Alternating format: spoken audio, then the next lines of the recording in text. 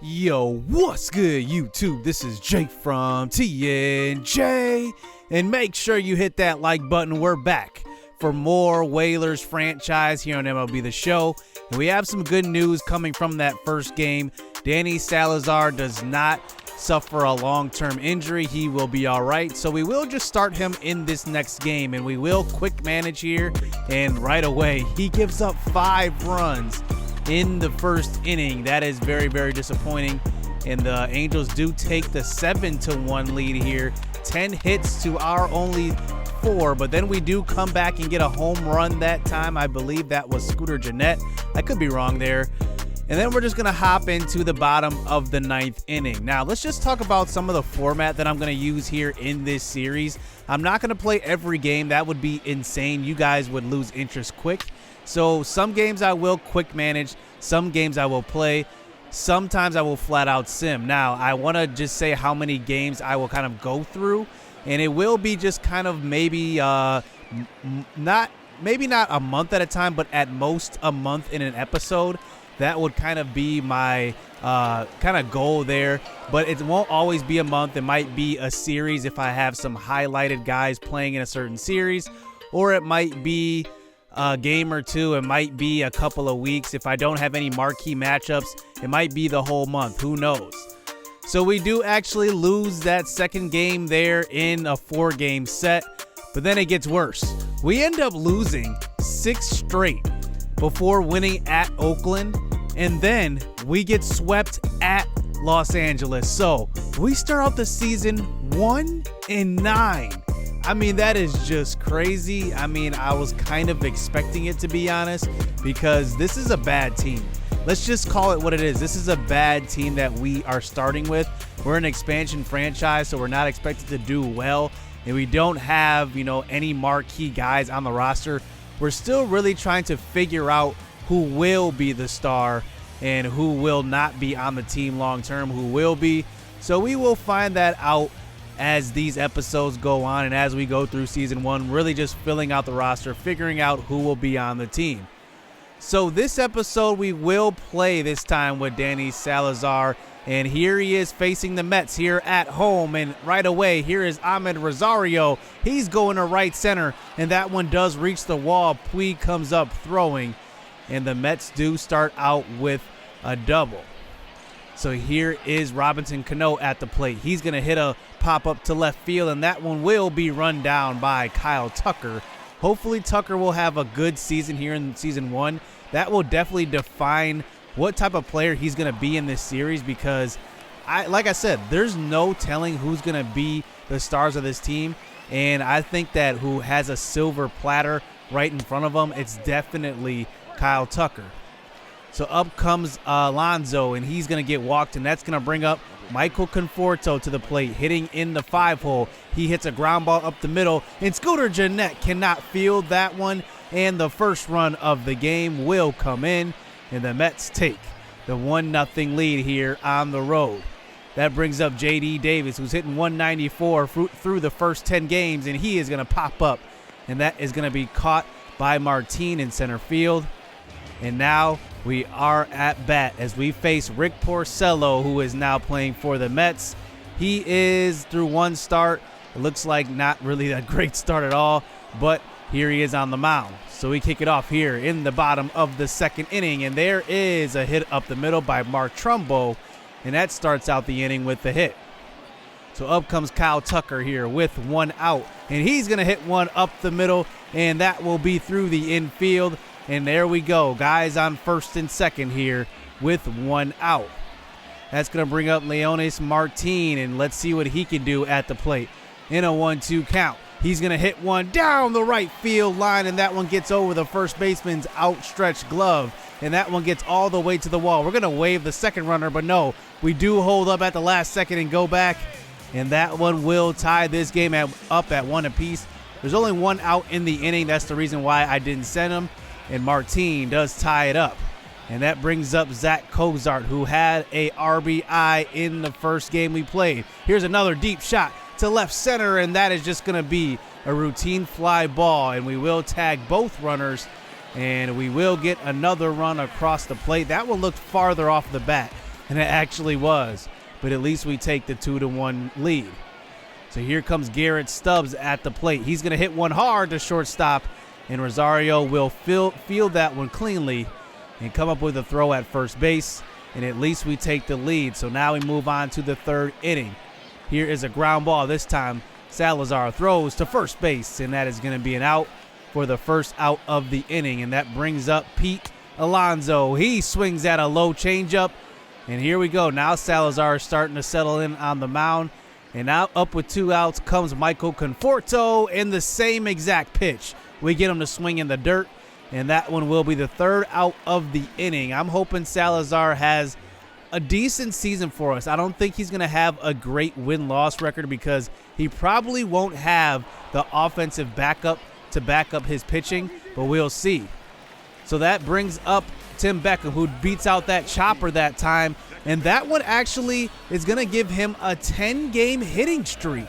So Tim Beckham starts out this season hot for the Whalers, and that's going to bring up Scooter Gennett, who gets a pitch to hit and drives it deep to right field. That one is going to be smacked out of the park. That is a home run, and that one travels 407 feet to right field. And Scooter Gennett showing that power, his first home run of the young season. I'm expecting him to be one of the best hitters on this team this season. And now we move on to the later parts of this inning, and that is going to be a fly ball to center as Scooter Gennett makes it 4-1. So now we move on to the top of the fourth inning. This time there is Davis at the plate. He gets walked to start it out. Wilson Ramos, he gets walked as well. That one's right on the corner. We did not get the call. So now the Mets start out this inning with guys on first and second here with a 2-2 count. Here is Cespedes at the plate, and he hits a ground ball to short, and we will turn 2 that time. Tim Beckham fields that one cleanly. I am worried about Tim Beckham's glove at shortstop. We'll have to see how the season goes.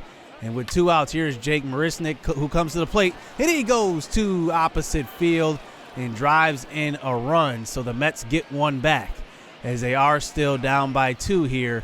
And with 2 outs, up comes Rosario, and he hits one to shortstop, and Tim Beckham can't field this one cleanly. I just talked about his glove being an issue, and then he makes an error. So this inning does continue. So guys on the corners with a 3-2 count, 2 outs. Here's a ground ball, and Scooter does get to this one, runs it down, and it's an out at first. So he does save that error from Tim Beckham. So now we move on to the top of the 5th inning, and here is Salazar once again leaving one up in the zone, and that one is going to be another walk. He's been walking guys in this game. Up comes Michael Conforto, who hits a missile to right field, and that is triples alley at this wall back here. If you got decent speed, it better be a triple. And Conforto is going to round second and head to third, and he will be safe. And there is another run for the Mets. So they are just chipping away, getting 1 run at a time, and that's going to bring up J.D. Davis with the guy on third. And he is going to have a broken bat, and it's going to be a perfect placed little dribbler down the right field line, and it's going to be another run across the plate as now this 5th inning continues. And here is Cespedes back at the plate, and he will swing and miss at a pitch in the dirt, but it's 4-4 as we head to the bottom of the 6th. So to lead it off, here is Melky Cabrera. He's going to go to right field with that one, and that's going to start us out with the single to right field. And now I hope this does get us going as the skipper comes to the mound, and he's going to go to his bullpen. He's going to bring in Paul Sewald, and he is going to be in his 2nd appearance of the season. Only pitched a 1 in the 3rd inning in his first outing. And that brings up Kyle Tucker, who gets a hanger and drives this one deep to right field. It has a little bit of carry. It's going to be at the warning track, and it does sneak out of the ballpark on that one. It is going to be a home run, 351 feet. I believe that wall is 350 feet. It barely got over the wall on that one. It hung up in the air for a very long time. And we take the 6-4 lead off of the bat of Tucker. So here is Leonis Martin. He gets walked. And this 6th inning does continue here with no outs. So up comes Zach Cozart, who's hitting in the 8th hole. He's going to swing and miss at a low changeup. And that is going to be the first out of this inning, as that brings up Garrett Stubbs hitting in the 9 hole. He gets a pitch and hits it up the middle, nice and hard. And I like Garrett Stubbs. He is a B potential guy. He is young. I believe he's 24, and he's 70 overall. I really like him. I like what he's going to bring to the table. So that brings up Tim Beckham, who, like I said, has that 10-game hitting streak, and he can't come through with 2 outs. And now we move on to the 9th inning as we bring in Joe Smith, who's already got 1 save in 1 opportunity this season. Let's see if he can come away with another one. So the first batter, Rosario, comes up to the plate to lead off the inning and hits just a little Texas leaguer to left field. And it's going to be a leadoff single, as that brings up Robinson Cano, 0 for 4 in this game. He goes down the left field line. It's going to be a ground ball and a double play, and we will have 2 outs here in the 9th. One more batter to face, and it's Jeff McNeil, who is 0 for 4 in this game. And Smith gets some to ground out, and Tim Beckham fields that one cleanly, and it's an out at first. And we do get our first actual win in MLB The Show.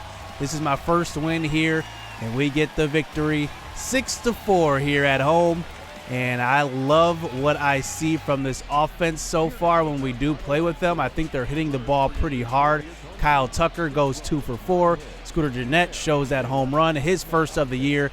I think that Scooter Gennett might eventually lead our team in home runs, but we'll have to see. But it was a good victory for the Whalers. So now we move on to another game here in this series, and let's see if we can come away with 2 straight victories, as here's Vancouver out at home again. And in this game, you know, I want to see what Clay Buchholz can do, because he's kind of a fringe starter right now. I have him at the number 2 spot in the rotation. You can see he is holding his own, gave up 4 runs up to this point, and we do bring in some relief. And we're still tied going into the later parts of this game. And now it is 4-4 as we look into the bottom of the 9th inning. And they bring in Familia here out of the bullpen. And let's see if the Vancouver Whalers can come away with the first win streak of this series. As out comes Garrett Stubbs at the plate. He's going to hit one hard to Rosario at short. And that one will be the first out, as that brings up Yasiel Puig, who has still yet to get going here to start the season. He is 2 for 4 in this game, but he hits a chopper to the third baseman. That is going to be a ground out. So that brings up Tim Beckham here, who does have another hitting streak going. He hits a chopper right to the pitcher, and it's going to be an out. So now this one goes into extra innings. So Familia is still on the mound here in the bottom of the 10th. Up comes Mark Trumbo with 1 out, and he goes to left field. That one is going to sneak through the hole, and that one will be a runner on first base with 1 out. And that brings up Melky Cabrera hitting in the 5 hole. He's 1 for 4 in this game. He goes to left center, and that one will drop in there. And Trumbo's going to round second and head to third, and he will stand up at third. So guys on the corners here. And we will pinch run for Melky, because I do want to get rid of this double play situation. So I will steal Rajay Davis here once we get an opportunity. So that's going to bring up Kyle Tucker, who's hitting in the 6th hole. He is 0 for 2 in this game with 2 walks. Let's see what he can do with a chance to win the game. We send the runner, and he goes deep. It's Tucker's first walk-off of his career, and the first walk-off in Whalers history. That one was destroyed. 439 feet to right field, a 3-run homer, his 2nd of the year, and that one will give us the victory here at home versus the Mets. And we have our first winning streak here in this series as Kyle Tucker brings us home. And wow, what a victory in that one. We had to will that one through, and we come away with the win. But it gets tougher. We start to face these tougher teams, and now here we are down 4-0 in this game with Tim Beckham's hitting streak on the line in the next series. But the first at bat here in the 7th inning, he's going to pop out to first base. So now the hitting streak is on the line here in the top of the ninth. Now it's a 3-4 game. And with guys on first and second, he gets a pitch to hit. It's perfect right over the middle. And he pops it up to the third baseman. So the hitting streak will likely come to an end. But luckily we do win the game. But the hitting streak does halt. And I believe that was actually a 13-game hitting streak before that moment. But at least we get the victory here for Vancouver. 5-4 here. But then coming out of that game, we do get some terrible news. Yasiel Puig tears his MCL and is probably going to be out for the season. So that sucks. Now we have to look to free agency or another trade option to get a replacement for him. And as we look into free agency, there are a couple of retired guys, including Curtis Granderson, so I won't go after him. Along with, I believe it was, I forgot the other outfielder that was retired as well. And then there's some other guys that are rated better, but those are just computer-generated guys and guys I won't sign because they're not actual guys, so I won't go after them. So we do have two options here. Peter Borges is a pretty good option. I mean, he's decent. But Jacoby Ellsbury is the guy I think I'm going to go after simply because I think he's just a better hitter. And just looking at his hitting zones, they're a lot better. You know, his numbers aren't great, and he probably had one of the worst Yankee contracts in their history. And he's been out of baseball for, what, 2-3 years now? But I just need him to spot fill, so I'm just going to sign him to a 1-year, $500,000 contract. No harm, no foul. If I don't want him and I don't need him, I won't use him. I'll just move him down to A-ball and just keep him there for depth. So right now, that's what he's going to be. He's just going to be there for depth. But then we look into the schedule, and we just start losing games. I mean, this team is not good at all. We are not hitting the ball well. We start out 5-20 here in the month of April. You can just see after that Texas win, we lost like 7 straight games, and then we won 1 at Tampa Bay, and then lost 3 straight again. I mean, this team is just bad. We are definitely rebuilding. We are sellers more than buyers. And at this point, we just need to add talent to our roster. We have the worst record in the MLB at 5-20. The Mariners are the closest team to us. They are 8-19. So I actually can't wait to play the Mariners. I want to see what that series is going to look like. So I'm just looking at the trading block just to see what the talent is like out there, just to see what young guys or even just some, mid-20s guys. I don't think I'm going to go for any late 20s guys or 30s guys. But I want to get some talent on this roster. I don't know where it's going to come from. But just looking at the trade block, I may have an idea. I'm not sure. And if you guys have some suggestions below, remember, I do my franchises and my dynasties realistically. So I won't go after anybody that's unrealistic. We don't have a lot of trade assets right now. But I do want to just add some more talent to the roster overall and just get a good feel for what I'm going to do or what our team is going to look like in the future. So suggestions are welcomed, but this is serious. I mean, we need to do something.